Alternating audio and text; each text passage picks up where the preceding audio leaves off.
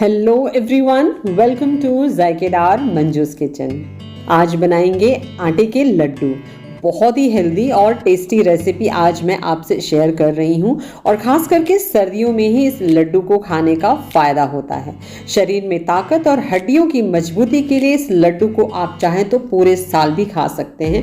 तो यहाँ मैं ले रही हूँ गोंद। मार्केट में ये बहुत ही आसानी से अवेलेबल है। 1 कप मैंने बादाम, 1 कप काजू लिया है और ये है बूरा यानी कि जो चीनी होता है उसका बुरादा, और इलायची पाउडर।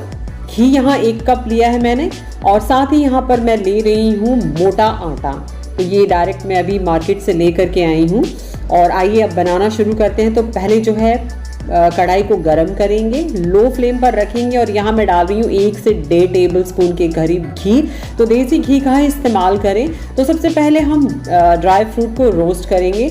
यहाँ 1 कप मैंने बादाम लिया है, मतलब 200 से 250 ग्राम के बीच में ये बादाम है। और इसे बिल्कुल हल्के आंच पर तकरीबन 3 से 4 मिनट तक हमने रोस्ट करना है।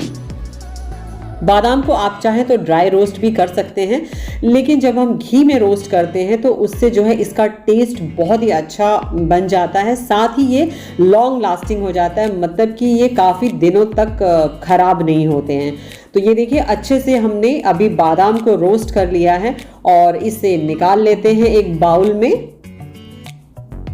और इसके साथ ही हम अब काजू को भी रोस्ट करेंगे। तो ऑलरेडी इसमें घी बचा हुआ है, उसी घी में हमने काजू को रोस्ट करना है। और काजू को रोस्ट करने में ज़्यादा समय नहीं लगता है। ख़ास ध्यान रखना है कि काजू का कलर जो है वो ज़्यादा डार्क नहीं होना चाहिए। लगातार चलाते हुए इसे भी हमने रोस्ट कर लिया है। तो बहुत अच्छे से काजू और बादाम जो है रोस्ट हो गया है। और कढ़ाई में अभी भी घी बचा हुआ है, तो इसी घी में हम डालेंगे गोंद। और ये जो है बहुत ही अच्छा होता है हेल्थ के लिए। गोंद के लड्डू बहुत फ़ायदा करते हैं, हड्डियों के लिए बहुत ही फ़ायदेमंद होता है। तो आप देख रहे हो, इसको भी मैं बिल्कुल लो फ्लेम पर रोस्ट कर रही हूँ। और जितना मैंने डाला था, अब ये पफ हो करके फूल करके देखिए तकरीबन 4 से 5 गुना बढ़ गए हैं। और ये अच्छे से जो है रोस्ट हो चुके हैं, पक चुके हैं। तो इन्हें भी हम बाउल में निकाल लेते हैं। तो एक साथ सभी गोंद को मैंने नहीं रोस्ट किया है, पहले आधा डाला है और उसके बाद फिर आधा डाल करके जो है रोस्ट करूँगी। एक साथ डालने से क्या होगा कि बीच बीच में गोंद जो है वो पूरी तरह से फूल नहीं पाते, पक नहीं पाते हैं, और वो फिर दांत में आते हैं तो उसका टेस्ट अच्छा नहीं आता है। तो थोड़ा सा और मैंने यहाँ पर घी लिया है और उसमें देखिए गोंद को भी मैंने रोस्ट कर लिया है। तो काजू, बादाम और गोंद अच्छे से जो है रोस्ट होकर के तैयार हो चुके हैं। और बाकी का बचा हुआ जो घी है, सेम मैं उसी कढ़ाई में मैं आटा अभी रोस्ट करने जा रही हूँ। तो कढ़ाई में डाल करके और फ्लेम को बिल्कुल लो पर रखेंगे और घी को मेल्ट हो जाने देंगे। और इसके बाद हमने इसमें आटा ऐड करना है। तो अब देखिए घी जो है अच्छे से बिल्कुल पूरी तरह से पिघल चुका है। और आप ये देख सकते हैं आटा जो मैंने लिया है ये बहुत मोटा वाला आटा है, इसे मैंने बिल्कुल भी छाना नहीं है। और जैसे कि चोकर वाला जो आटा होता है वो मैंने लिया है। ये काफ़ी हेल्दी होते हैं, फाइबर होता है इसके अंदर काफ़ी, और डाइजेशन के लिए बहुत ही अच्छा होता है।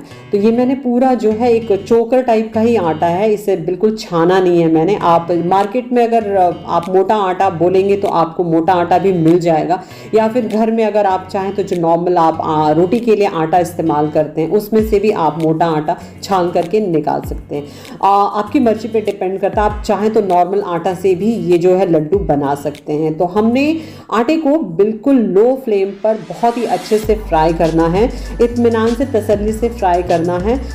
ज़्यादा जो है आंच को तेज़ नहीं करेंगे, नहीं तो क्या होगा कि आटे का कलर जो है बिल्कुल बदल जाएगा। और मैं आपको दिखाती हूँ, ये देखिए किस तरह का इसका टेक्स्चर है, ये काफ़ी मोटा है।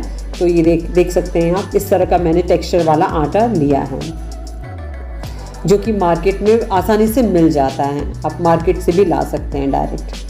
और अब जो है गोंद को हम क्रश करेंगे। हमने इसे अच्छे से रोस्ट कर लिया था, ये हाथ से भी अच्छे से क्रश हो जाते हैं। आप इस तरह से उंगलियों के बीच में रख करके दबाएंगे तो ये बिल्कुल अच्छी तरह से ये क्रश हो जाएगा। या फिर किसी बाउल या ग्लास के पीछे बॉटम से आप इसे प्रेस करेंगे तो ये बहुत ही अच्छे से क्रश होकर के एक पाउडर फॉर्म में बन जाएगा। और इस लड्डू के लिए हमें गोंद को बिल्कुल पाउडर फॉर्म में करना है। इसे मिक्सी में नहीं हम ग्राइंड करेंगे। क्या होगा कि अगर हम इसे मिक्सी में ग्राइंड करेंगे तो ये बिल्कुल एक चिपक से जाएंगे ये आपस में, और क्योंकि घी सारा निकलेगा पीसने के वक्त में और इसे फिर एकदम से ये जो है चिपक जाएगा। वैसा टेक्सचर हमें नहीं चाहिए, हमें इस तरह का टेक्सचर चाहिए। तो इस तरह से हम इसे ग्लास या फिर कटोरी की मदद से क्रश कर सकते हैं। बीच बीच में आटे को भी चेक करते रहेंगे, ध्यान रखेंगे कि आटा जो है नीचे से जल न जाए, क्योंकि फिर उससे जो है लड्डू का टेस्ट बिगड़ सकता है। तो इस तरह से हमने आटे को भी चलाते रहना है और फ्लेम को बिल्कुल लो पर ही रख करके आटे को हमने रोस्ट करना है। और दूसरी तरफ जो है काजू बादाम को हमने क्रश करना है। तो मेरे पास एक मैनुअल मशीन है जिसमें मैं ये क्रश कर रही हूँ और इसमें बहुत अच्छे से जो है क्रश हो जाते हैं। वापस से हम आटे को चला देते हैं।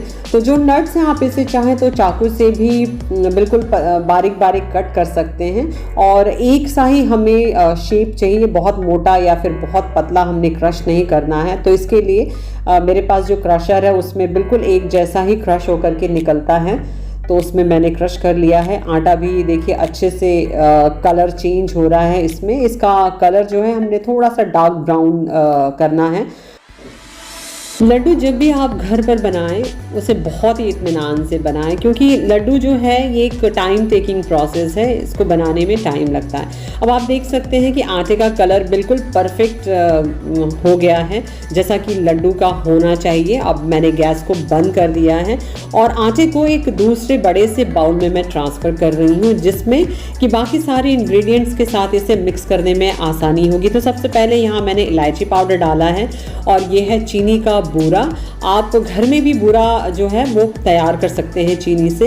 इसके साथ ही अब ऐड कर रही हूँ क्रश किया हुआ काजू और बादाम। इन सभी को बहुत ही अच्छे से मिक्स करना है और गरम में ही मिक्स करना है।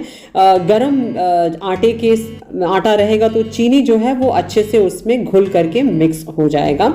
इसको जैसे कि आँच के ऊपर मैंने मिक्स नहीं किया है, क्योंकि क्या होगा कि ज़्यादा हीट आएगा तो चीनी मेल्ट होने के साथ साथ जो है इसका जो टेक्सचर जो है वो थोड़ा सा गीला गीला सा होने लगेगा। उस चीज़ को अवॉइड करने के लिए मैंने इसको अलग से बाउल में ट्रांसफ़र करके एंड फिर मैं सारे इंग्रेडिएंट्स को अब एक साथ जो है मिक्स कर रही हूँ। और यहाँ पर जो क्रश किया हुआ गोंद है उसे भी मैंने ऐड कर दिया है। और जो है मिक्सचर थोड़ा सा ड्राई लग रहा है। अब हम क्या करेंगे कि इसमें घी ऐड करेंगे। तो घी को हमने थोड़ा थोड़ा ही मिलाना है। पहले तो हमने 1 कप घी लिया था, अब यहाँ हमें ज़रूरत के हिसाब से घी ऐड करना है। सारे इंग्रेडिएंट्स आपस में अच्छे से मिक्स हो चुके हैं। अब हम लड्डू बनाना शुरू करेंगे। तो ये देखिए साइज़ में थोड़ा बड़ा ही बना रही हूँ, आप चाहें तो अपने हिसाब से छोटा बड़ा कर सकते हैं। और ये बड़े ही आसानी से बंध रहे हैं, इन्हें बांधने में ज़रा सी भी दिक्कत नहीं आ रही है। आप ये देखिए बहुत ही अच्छे से लड्डू बन करके तैयार हो रहे हैं, बिल्कुल परफेक्ट लग रहा है ना, मार्केट की तरह। तो इसी तरह से लड्डू हम तैयार करेंगे। यहाँ लड्डू बनाने के लिए मैंने 750 ग्राम मोटा आटा लिया है और उसके लिए घी का जो इस्तेमाल हुआ है 1/4 कप का, मतलब पहले 1 कप और फिर उसके बाद 1/4 कप और घी मैंने ऐड किया है। और इस क्वांटिटी से तकरीबन 30 से 35 जो है लड्डू बन करके तैयार हो जाएंगे। जो साइज़ मैं बना रही हूँ, अगर आपने छोटा बनाया तो उसमें फिर 40 से 45 लड्डू बन करके तैयार हो सकते हैं। और इन लड्डुओं को आप लंबे समय तक एयरटाइट कंटेनर में स्टोर करके रख सकते हैं। ज़्यादा लड्डू बना करके आप फ्रिज में भी रख सकते हैं और 5 से 6 महीने तक आराम से इन लड्डुओं को एंजॉय कर सकते हैं। जब भी आपको लड्डू खाना हो फ्रिज से निकालिए 4-5 घंटा पहले और लड्डुओं को आप इत्मीनान से लंबे समय तक खा सकते हैं।